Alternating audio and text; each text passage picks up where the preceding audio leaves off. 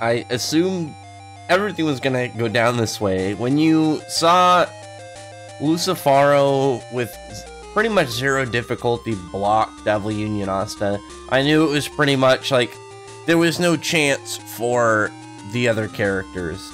Like, even though they're boosted by Rill right now, and they should not be able to feel damage the same way, because, you know, obviously they have that whole invincibility boost. But it doesn't really matter, because Asta, like, one thing that I think people forget about Black Clover, and not in terms of it existing, but really in the core importance of it in the series, is Asta's physical strength in comparison to other people in the verse. Because for the most part in Black Clover, if you are just a wizard, you don't have to work on your physical strength at all, because defensive-wise, you pretty much just have to work on mana skin, because you're gonna be dealing with getting hit almost entirely by mana attacks.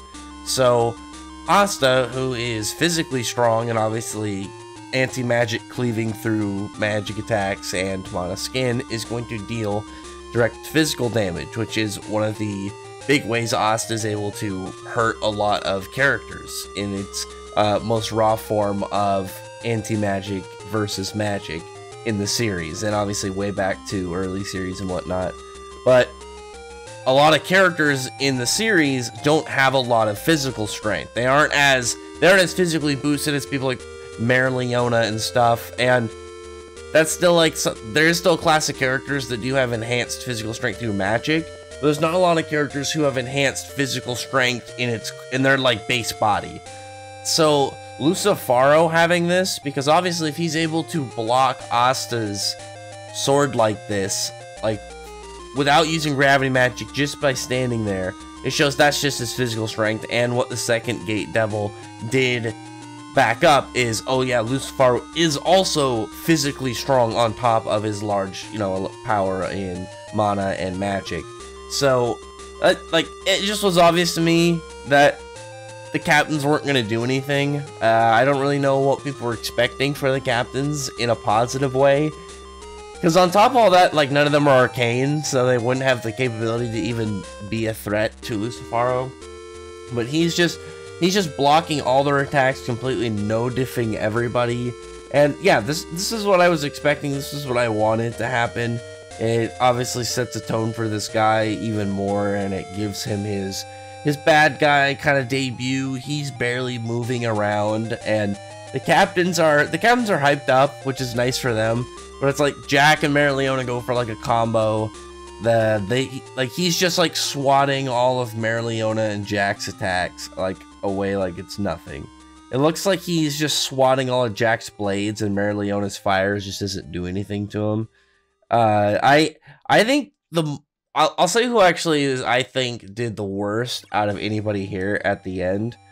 But yeah, Leona just also gets blocked after Jack gets like slapped down. Nozel gets completely blitzed, and I like what Tabata did with that as well. I think that's something that hasn't really been, at least from what I've seen online, like talking about like Twitter and stuff, like people haven't really talked about entirely, is how Lucifaro beat all of them.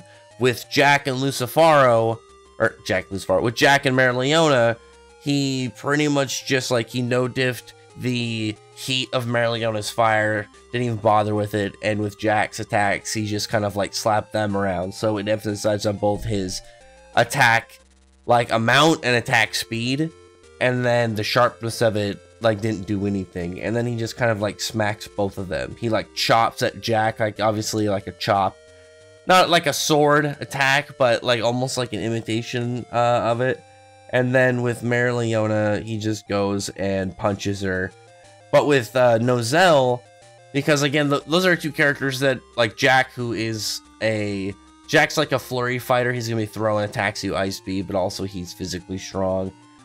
With Leona, she is, you know, heat and physical strength, and he overpowered, obviously, both of them with just physical strength. With Nozel, he just completely blitzes Nozel, and Nozel's a character who's been emphasized on the speed of his abilities and the speed of his spells and whatnot.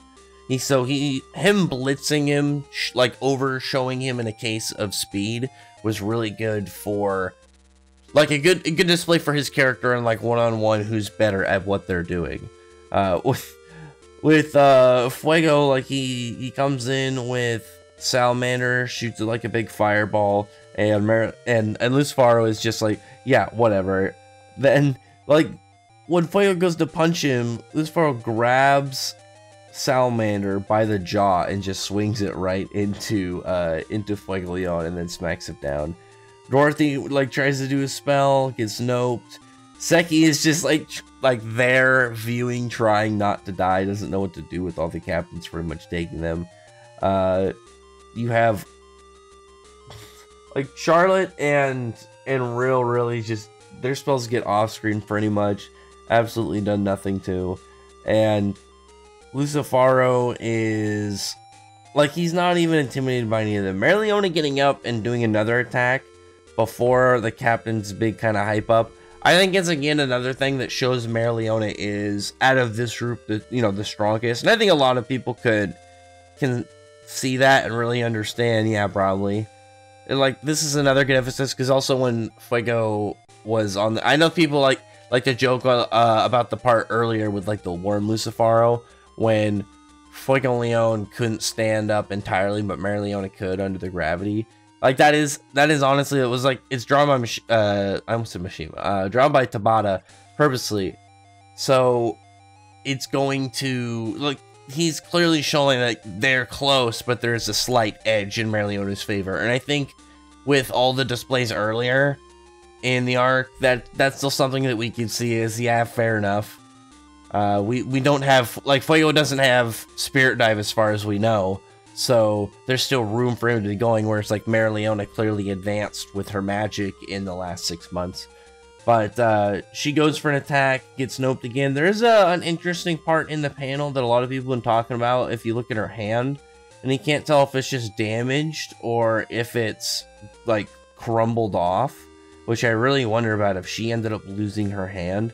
Because you don't see the hand well close up, but far away it just looks like it's highly damaged. And you don't see Merleona Merleona's hand in the next panel, so we would have to wait till the next chapter for the CD thing. That's something that I really want to know what Tabata's gonna do, because somebody made a funny comment of like if it's like if they have 2 of the 3 Vermilions lose their hand, what's gonna happen to Leopold? Leopold's probably like, oh shit. At some point, Leopold might lose a limb. Maybe he'll lose a leg.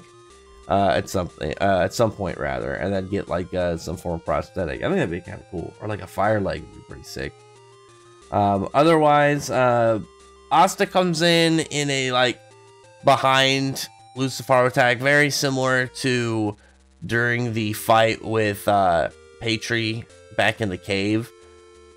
I don't think it's going to do anything. I really don't think it's going to do anything.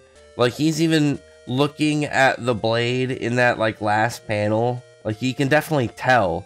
It's not like he doesn't know Asta's there. I think he sees Asta's blade coming, and I think he's going to be fine. I don't think there's going to be a problem. I'll be really surprised if he gets, if he's defeated someone. I think he's going to get damaged, maybe, and then decide to leave. I don't know, like, the Lucifaro, the second gate plot twist is really interesting because it sets like a good stopping point for this arc and then set up for more, but it's like what's going to happen with the other devils like in the underworld, and like it opens up a lot of questions, and it's a really interesting plot twist, but I really want to know about like, you know, the remaining gates. Like, what is he going to do with this? Like, what is the next step in the process of getting past Lucifaro's character here right now with everyone around? Because with him right here, it's like hard to figure out a way, at least for me, to characters escaping. Like, how are the characters going to get away? Are they just going to defeat Lucifaro at his 50%? I don't think so. Like, he's clearly absurdly more powerful than all of them that he hasn't even been trying. And I think it'd be really anticlimactic if Tabata had him defeated right here by Asta, and I don't think it's going to be, because this doesn't seem like a fight that he would, like, a way that he would end a fight. This isn't aligned up like a Tabata end boss fight, so I don't think this is gonna happen. This would be like the weirdest boss fight in the whole series if that was the case. And even in the other ones where, say, like, Dante losing to Magna or Vonica getting crushed by Spirit Dive Noelle, both of those cases, it was still a really good fight for Magna. It was just a fight where Dante got caught in a trap. Whereas Vonica wasn't the main fight for that whole situation. It was actually Megicule, and the Megicule fight was much more wild than I think the Vonica fight could have been. So I think right now, with all this, I think the only reason that it would be is because, like, Morris is the only one that kind of got, like, weirdly off-paneled. But Morris seemed to be just pulled in as an accelerant. I feel like what Morris was supposed to be was a plot point that Tabata just decided to, like, I'm not going to do anything with the Spade Kingdom really after this, maybe. So I'm just going to take Morris and put him in here. Because as cool as Morris was, and as good as Morris accelerated events and really did a lot for the sake of the pacing of the story, I think a lot of people expected his character to be more, but maybe it was one of those cases where that was the fan expectations and it wasn't what Tabata's intent was. I don't know. I don't really mind as much because, like, though I did like the concepts of Morris, it was really unfortunate. And it doesn't, I don't think Tabata's going to do anything more with Dante, so I can't really have any stock in his character until we know that he's coming back or not. But Lucifaro, I think, has been, at least so far, treated really well. And I don't think Tabata's just going to finish him off. Because I think with how he had Dante lose to Magna, like, planned in the story, and then having used Morris instead of a big new villain as more of, like, a sacrifice to speed up the plot. With the focus on Lucifaro, I'm hoping Lucifaro is going to be that actual, like, big focus villain, and we get, like, a long-lasting bad guy. And that's something that I think Black Clover really needs. I think Black Clover needs a good bad guy to hang over the story as something for them to work towards. Because it doesn't feel the same when there's no giant enemy threat. Because then it's like, well, okay, well, what's the danger that the characters are in right now? Like, what's the problem if they've already beaten, say, like, all the Dark Triad and whatnot. And then for the most part, even when it got down to Xenon, though it was a personal thing for Yuno, it was like, it's just Xenon left, so there isn't a threat, there's not an overarching threat value. We only knew about Lucifaro, and it's not like Lucifaro was in the castle waiting, so it's like, even though Xenon, Vonica, and Dante were defeated, there's still a bigger threat there. The thing was, he was still locked up, so if another gate didn't open, there was no bigger bad guy awaiting them. They were in the clear. But now Lucifaro is here, so Tabata really just needs to focus on Lucifaro's presence. If, like, I don't know what would possibly happen for Black Clover if Lucifaro was defeated right here. I don't think so. Again, it's not just like he could do it if he wanted to. I don't think he would do it because this just doesn't feel like a setup for the bad guy's about to lose scene by Tabata.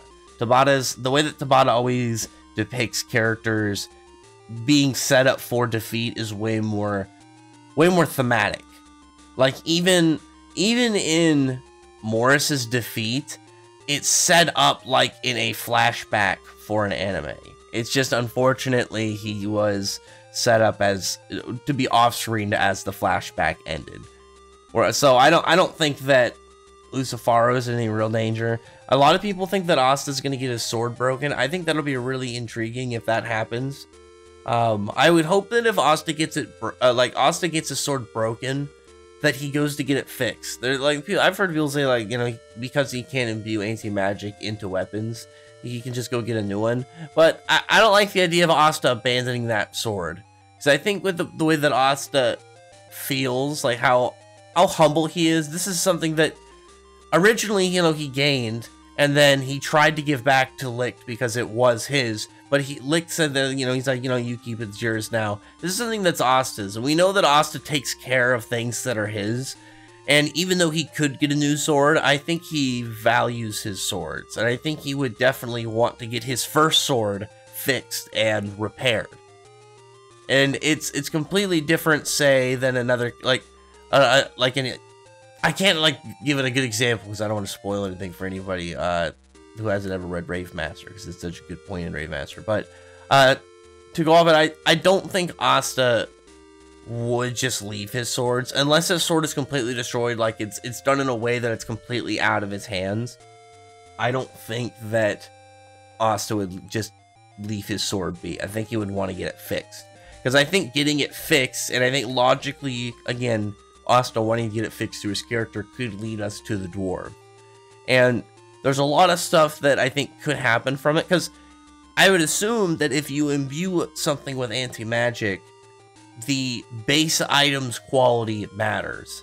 I don't feel like a random sword you pick up and put anti-magic into is gonna be as good as, like, some mythical weapon crafted by some master blacksmith, enchanted by elves or something, and the, like, forged by the dwarves or whatever. Like, I don't think there's gonna be the same thing. I imagine a better weapon is gonna have a higher quality outcome.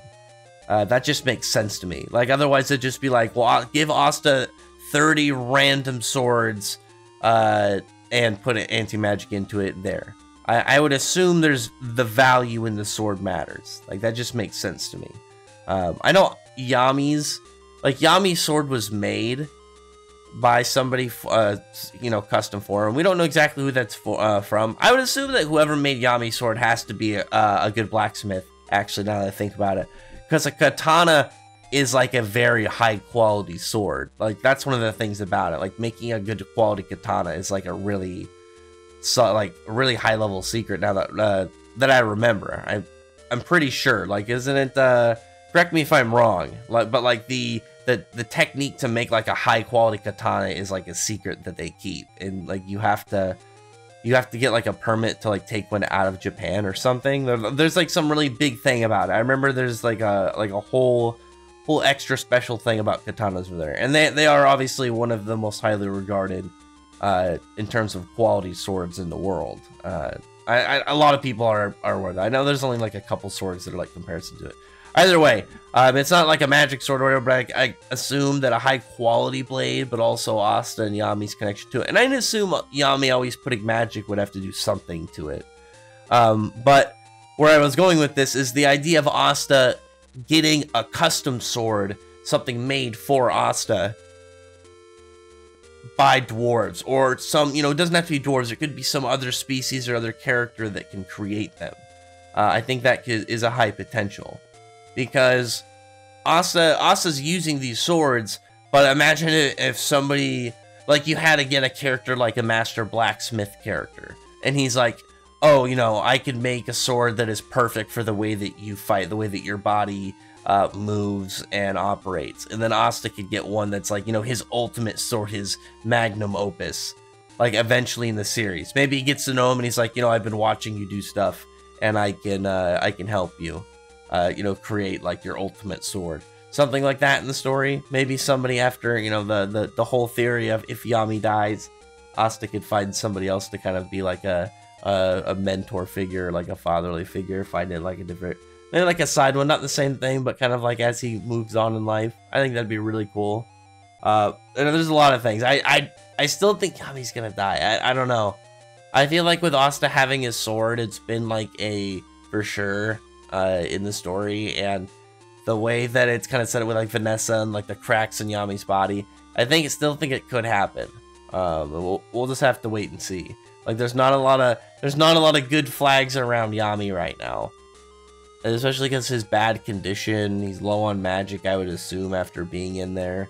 So there's a lot of there's just a lot of big events, I think, to come that should happen logically. And I don't think that I don't think Lucifaro losing here would make sense to all that. So we'll just have to wait and see in the next chapter next week. But I did think this was a good chapter, because obviously they were boosted, and they're pretty much on a, like, mini invincibility potion right now from Rill. So I would assume that even with their whole, like, last part in the chapter when it's like they're gonna kind of do like a break their limits thing, you know, push forward, get a little stronger, I don't think it would matter. It's clear that Lucifaro, and it's like, even if you somehow start to press Lucifaro, there's a second Supreme Devil right there, and he hasn't even got up. He hasn't cast a spell. Like, he hasn't even used magic. Like, he's not even doing anything. He's sitting there watching. Like, imagine if he stepped in. Cool, he can one-shot all the captains, even on top of Lucifaro. Like, it's crazy. Like there's obviously a high level of threat to Lucifaro, but when you think about, like, the sheer level of threat that the captains and all of them are in, is there's a second devil there that's not even doing anything. And we don't know how powerful he is. But what we do know is he obviously more powerful than Lilith and Nama. And Fused Lilith was faster than Devil Union Asta. So I would assume that he's going to be just fine. And if he's hyping a half-powered Lucifaro's power, I would assume that Lucifaro is going to be just fine as well. So, other than that, comment below, thumbs up the video, but from the like button, subscribe button, check out my other videos. But that, appreciate it. Subscribe, and thank you all for listening. Bye.